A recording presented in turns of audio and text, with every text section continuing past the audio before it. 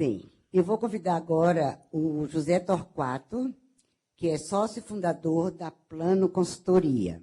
O Torquato, ele é mestre em Biologia Cultural pela Universidade Maior de Chile, tem MBA em Gestão Estratégica de Informação, aqui no Brasil, e é formado pela UNB em Processamento de Dados.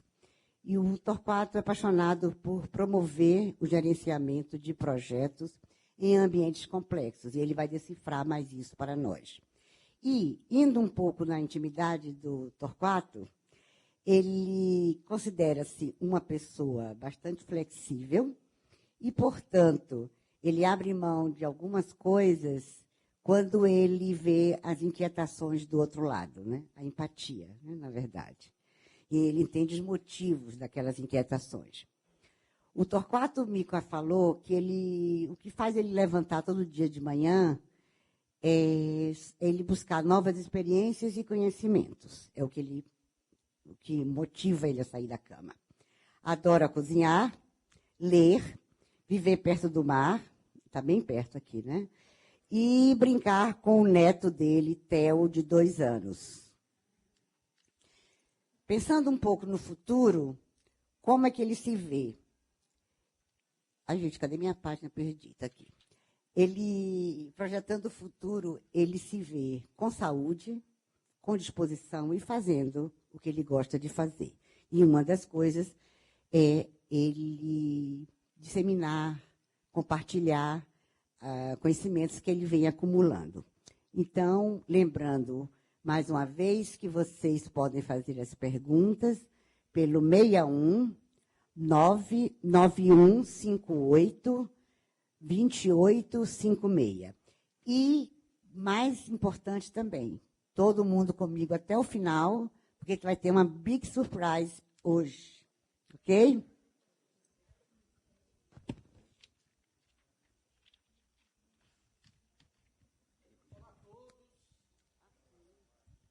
Precisa disso, será? Precisa? Ah, tá bom. Boa tarde, sou o Torquato, avô do Theo, aprendendo a ser avô de novo, a gente está sempre aprendendo, né? E é um prazer estar aqui com vocês, né? Eu já moro em Brasília há uns 30 anos, acompanho a vida do Serpro, a Plano já tem 16 anos de mercado, então a gente já se cruzou por aí e a gente tem uma atuação forte na área pública, por ser de Brasília, mas também no mercado privado. Eu vou falar um pouco aqui da minha experiência que a gente vive gestão transformadora, tanto no mercado público, mas principalmente no mercado privado. Muito bacana a palestra do Diego Cadelli. Muito bacana, assim, uma super conexão sobre o que a gente vem falando, as suas posições também a respeito sobre o pensar e o agir, o quanto que é importante essa riqueza da gente poder refletir e ter uma percepção, né, da onde a gente está atuando e poder, de certa forma, ganhar um tipo de vantagem competitiva em relação a essa percepção de cenários. A gente vai falar um pouco disso também no âmbito da gestão transformadora. Está funcionando?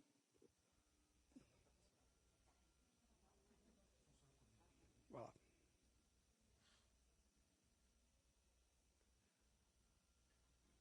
Bom, eu trouxe aqui algumas manchetes de jornal, né? Pode ir. Amazon no Brasil, qual o tamanho do mercado da ameaça para Magazine Luiza, para Via Varejo? Quem assinou aqui a Amazon Prime? Algumas pessoas aí, uns 4, 5, né? Tem uma declaração do presidente do Itaú ali falando que a transformação digital não deixa ele dormir. Dessa semana passada, né? Eventos sobre cibersegurança, Facebook lançando uma nova moeda, enfim. O que a gente está vivendo? A gente está vivendo uma transformação ou uma ameaça digital?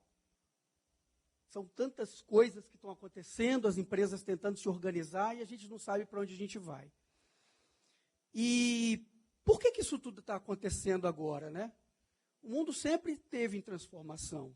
Né? E o que está acontecendo? Um primeiro grande fator é a hiperconectividade. A gente percebe, assim, nos últimos 10 anos, um aumento em 10 vezes, nos últimos 20 anos, um aumento em 10 vezes da força da população conectada. Né? Tem alguém aqui que não está com o celular aqui agora?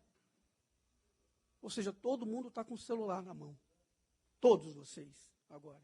Estão com um supercomputador, com alto processamento e capacidade de armazenamento e de conexão agora, nesse momento.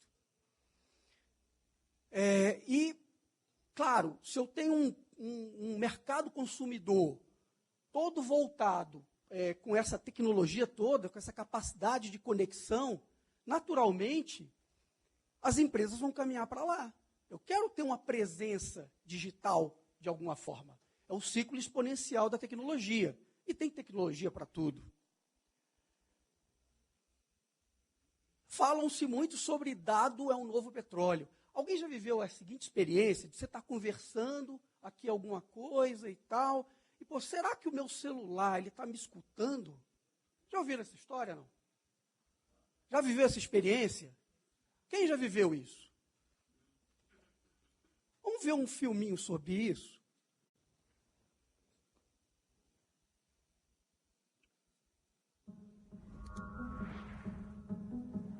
Who has seen an advertisement that has convinced you that your microphone is listening to your conversations?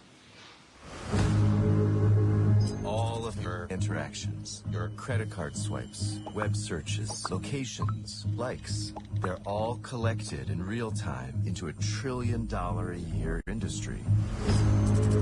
The real game changer was Cambridge Analytica.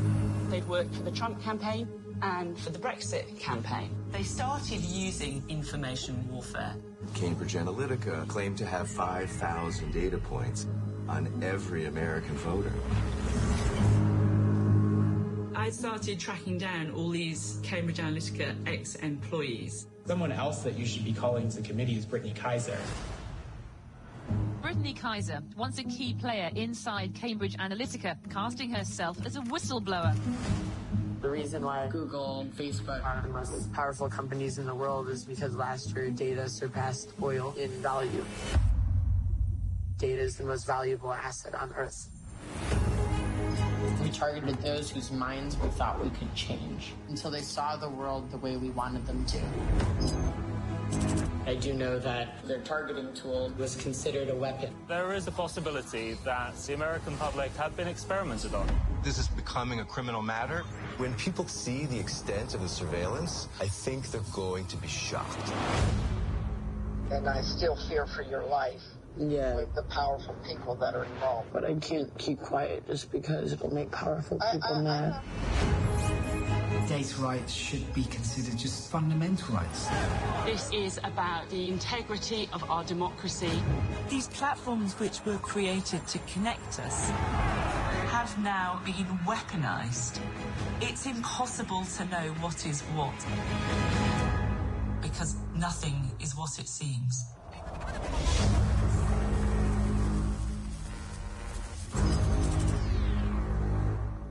Para quem se interessou, isso é um documentário. Alguém já viu, não? Privacidade hackeada, né? Está no Netflix. Mas dado é o novo petróleo. E o Serpro é uma empresa de processamento de dados, com a quantidade de informação fantástica sobre... Tem como clientes Receita Federal, Previdência Social. Enfim, tem uma quantidade absurda dessas informações. Ou seja, a população é hiperconectada e a gente está aqui numa empresa que trabalha com dados. É um contexto desse mundo que a gente está vivendo. E o outro contexto? Ora, o outro contexto é a gente trabalha e gere empresas a partir de mapas. A gente constrói mapas. E o que são mapas? Mapas é uma redução de uma realidade que a gente observa, e essa realidade ela nos serve para orientar de como eu vou navegar no meu território. Mas será que hoje a gente está com os mesmos mapas atualizados, com o mesmo grau de acurácia que a gente tinha há 50, há 100 anos atrás, quando os nossos mapas de gestão, baseados em comando e controle, funcionavam? Uma das coisas que o Diego vem trazendo para cá é colaboração e autonomia são fundamentais para a gente viver e gerir uma organização inovadora. Será que a gente está com mapas atualizados para isso? O mundo é tão ordenado que esses mapas refletem como a gente vai navegar nesse novo território? E aí novos modelos vão surgindo sobre modelos de gestão, né? Sobre trabalhos e modelos de gestão. Esse framework é um framework do Dave Snowden, que é um cientista da IBM, da Cognitive Edge, que trabalha 4 quadrantes sobre modelos. Um modelo da esquerda, minha esquerda, são os modelos ordenados, óbvio e complicado, e tem um modelo para lidar com a complexidade. Claro, tem muito mais coisa por trás desse modelo, mas de um lado eu tenho uma visão mais reducionista, ou mais previsível dos sistemas, da teoria de sistemas, e de um outro lado eu tenho um lado muito mais orgânico, onde eu vou lidar com o caótico ou com o complexo. E nossas escolas de gestão, nos últimos 30, 50 anos, ou até 10 anos, têm se atualizado em cima desses modelos? É uma boa pergunta. Esses modelos, eles têm gerado assim, uma certa confusão nos nossos líderes, nas nossas lideranças, né? A gente busca previsibilidade por algum momento, ou seja, eu faço um planejamento estratégico e traço metas, indicadores para daqui a 4 anos, mas, de fato, em 6 meses, tudo aquilo que eu previ não acontece mais. E a gente falha miseravelmente. E vem falhando miseravelmente, né? E não é um privilégio da empresa pública. Vocês viram aí que todos os exemplos que eu dei são de empresas privadas. A gente está falando de banco, a gente está falando de setor de advertisement, de propaganda, enfim, vários outros setores. Ou seja, a liderança está pressionada, decisões lentas, erros sequenciais, que tudo culmina com perda de mercado. A gente está vivendo, vocês já devem falar, o tal do mundo VUCA, né? Volátil, incerto, complexo, ambíguo. E o quanto que eu consigo prever o resultado das minhas ações hoje, e se o que eu vou fazer, de fato, vai ter efeito daqui a 3 meses, 2 meses, 6 meses ou 2 anos. É esse o novo normal das organizações. E esse é o novo normal que a gente está vivendo hoje, no nosso dia a dia. Essas mudanças exponenciais da tecnologia, elas, em relação ao nosso modelo de gestão e o modo de pensar linear, será que isso é uma ameaça ou uma oportunidade? Né? A revolução digital, né, esse modelo todo, ele está trazendo novos contextos de negócio, né, novos modelos de negócio, novas profissões, nova jornada do cliente, enfim, novas formas de trabalhar, novas formas de se conectar a pessoas, tudo diferente. E tem um conjunto de empresas que está conseguindo surfar bem dentro desse contexto. A gente tem exemplos inúmeros aí que vocês conhecem, né?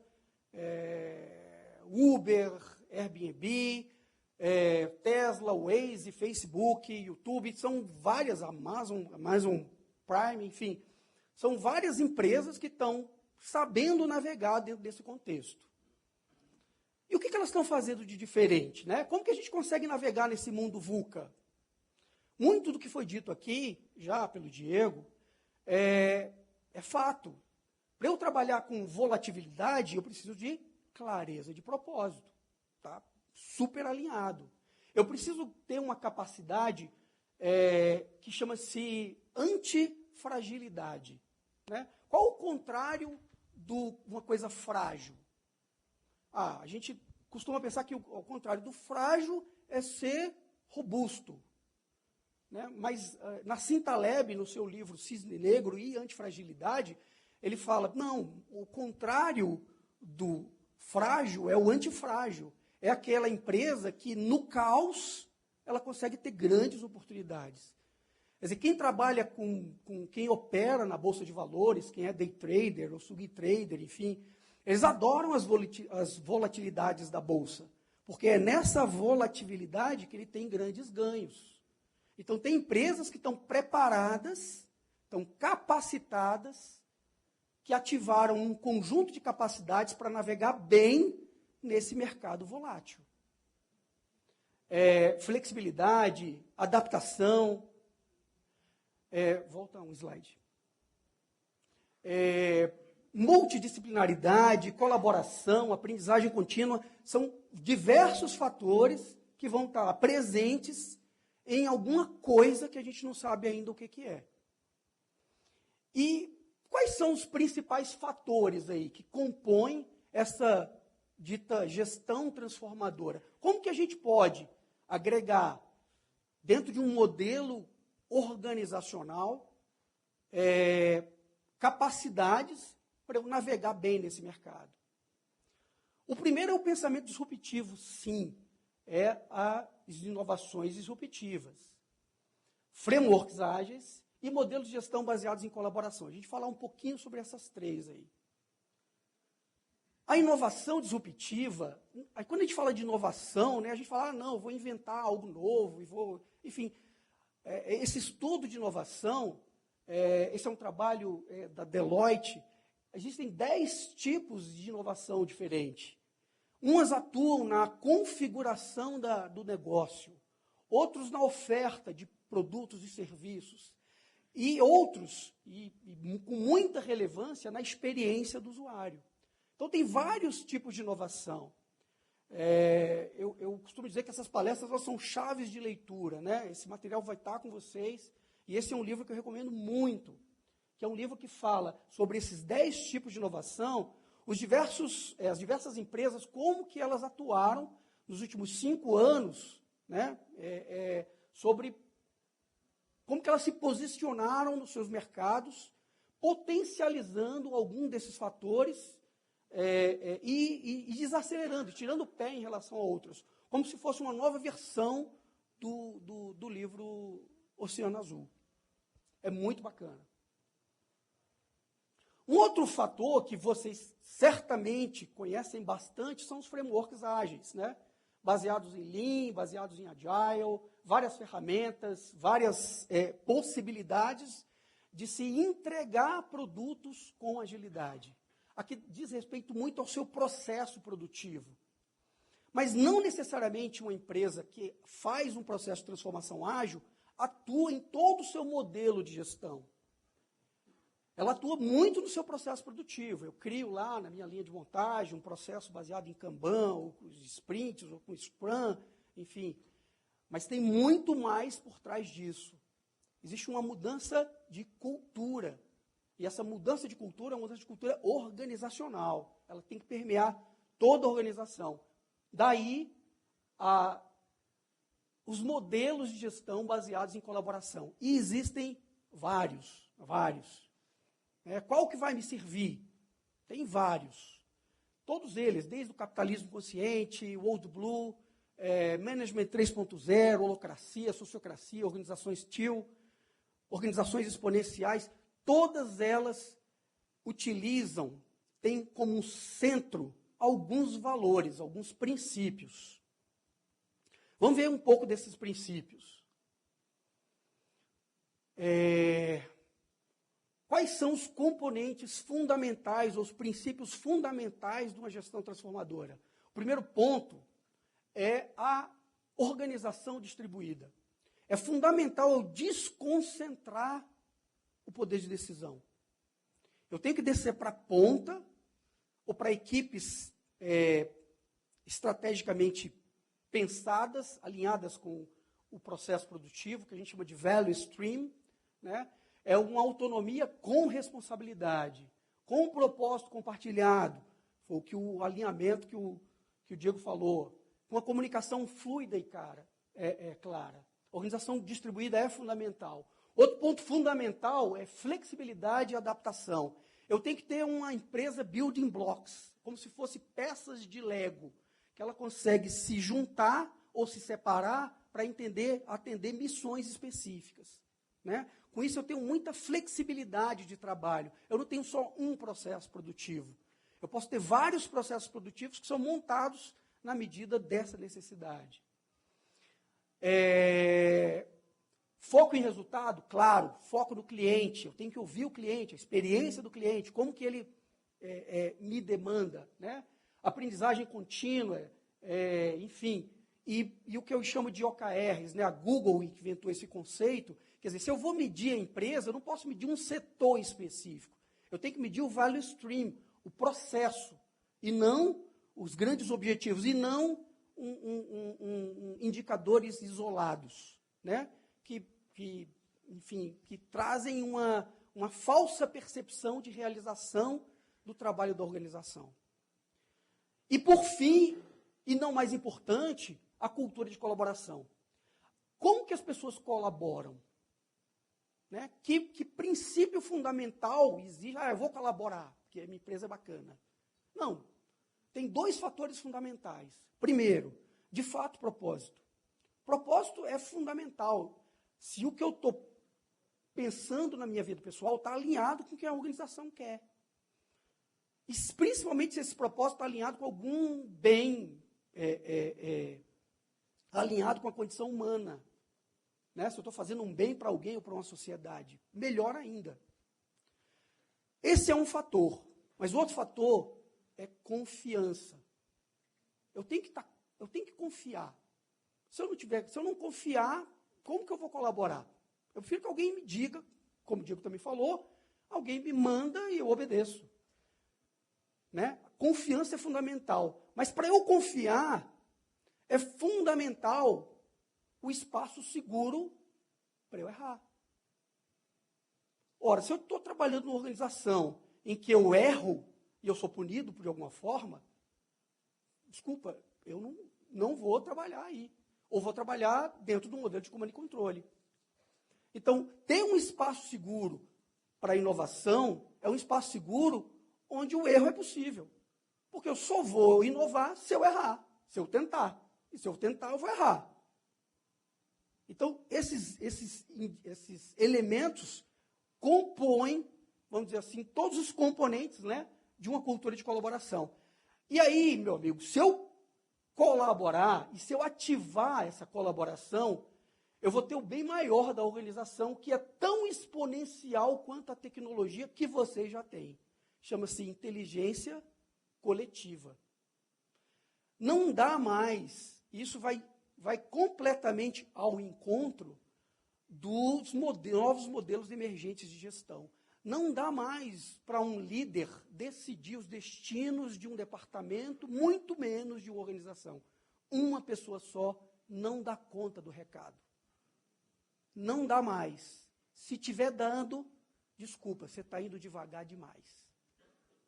Alguém vai te ultrapassar. E rápido. Por quê? Porque a força da colaboração é fundamental. O uso da inteligência coletiva. Né? Naturalmente, duas pessoas pensando e colaborando não é a opinião de dois. É a opinião de 3, 4, 5. E o que a gente tem no CERPRO aqui? São 7.000 colaboradores. São 7.000 cérebros. Né? Das mais diversas formações, das mais diversas possibilidades e experiências que podem trazer, dentro desse contexto, que já tem um propósito fabuloso, a gente viu, dado é petróleo. A gente não é só uma empresa de processamento de dados. Não, a gente detém uma inteligência de dados absurda a serviço do governo federal e, naturalmente, com toda a minha musculatura e a minha inteligência, a minha forma de pensar diferente, a serviço das empresas privadas também, que é o posicionamento que vocês estão querendo dar. Enfim, eu vou falar aqui, essa é a nossa empresa, Plano Consultoria, a gente tem 15 anos de atuação no mercado, e eu vou falar um pouquinho mais sobre algum case específico nosso no âmbito de agência de comunicação.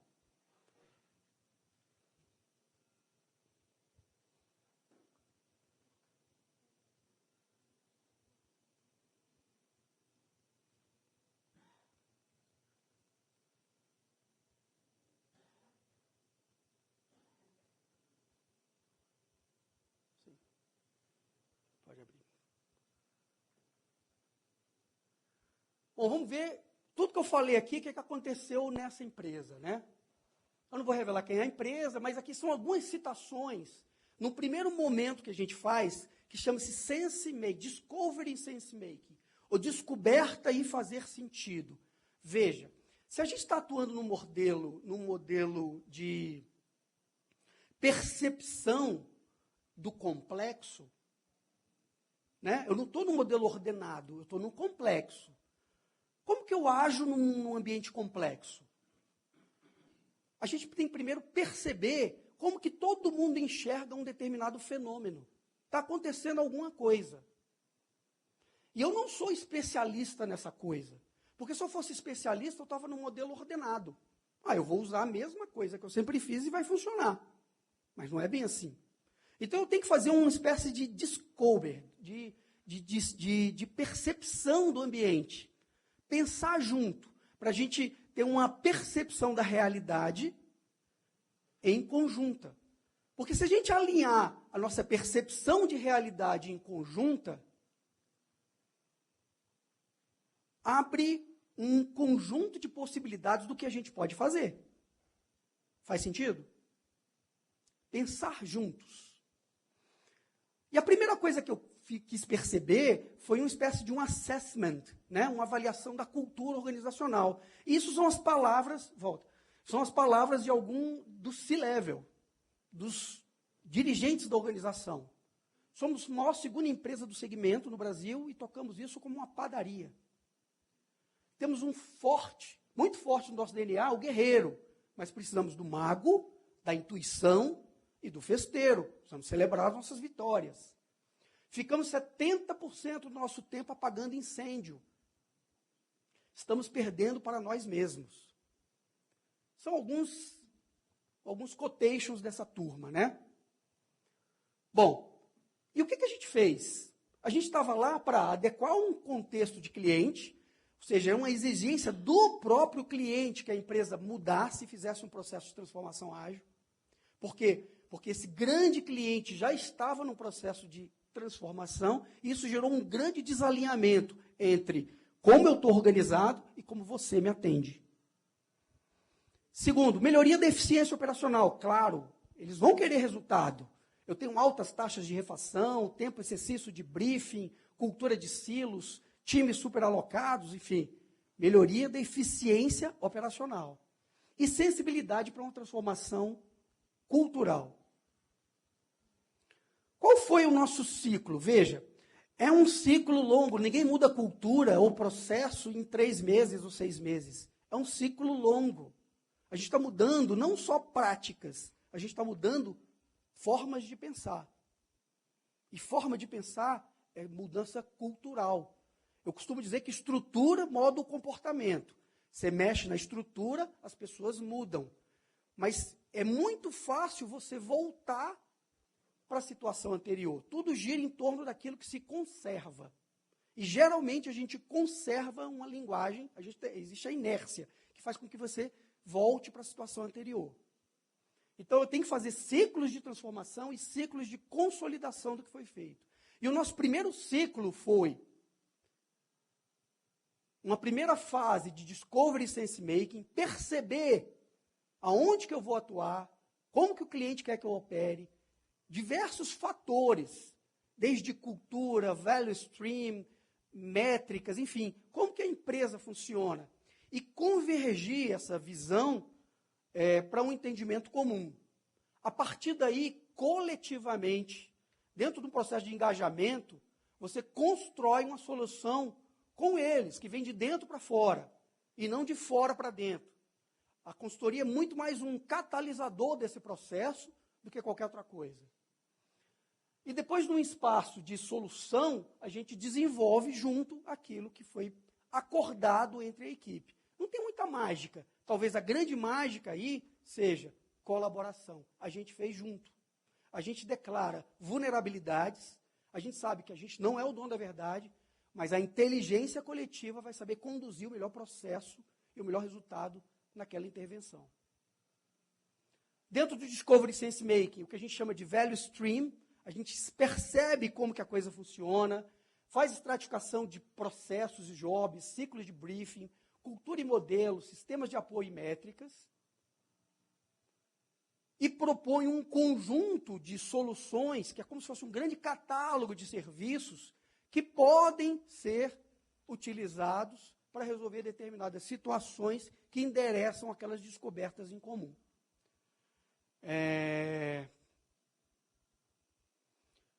E, mais uma vez, os resultados esperados cuidam daqueles valores que a gente falou.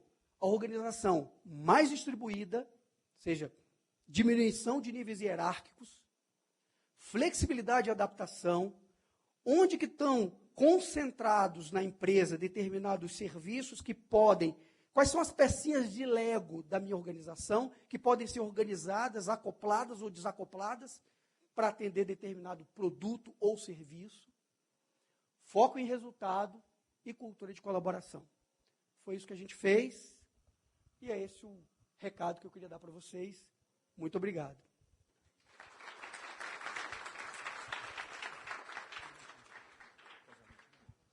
Eu queria fazer só mais uma coisinha, pode? É rápido mesmo. Eu queria ouvir vocês assim, ó. Quem já ouviu falar do Mentimeter? Mentimeter, quem está com o celular aí? Todo mundo, né? Obviamente. Eu queria que vocês digitassem www.mente.com. Mente. www.mente.com no celular. Assim que você se conectar, você vai digitar aquele código lá, 202424. E aí você vai fazer a seguinte, vai responder, vai escrever uma palavrinha qualquer que veio para você. Olha, com uma palavra, defina como você percebe o posicionamento do SERPRO diante da transformação digital. Qualquer palavra, o que vier na sua cabeça.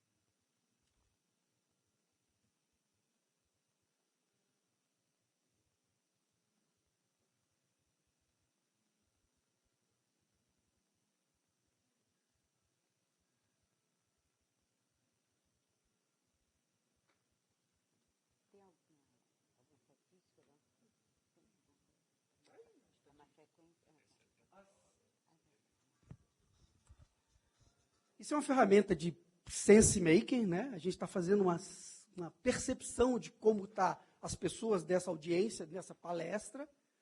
São 92 pessoas aí que responderam até agora. As palavras maiores são as que têm maior ocorrência, né? É uma nuvem de palavras.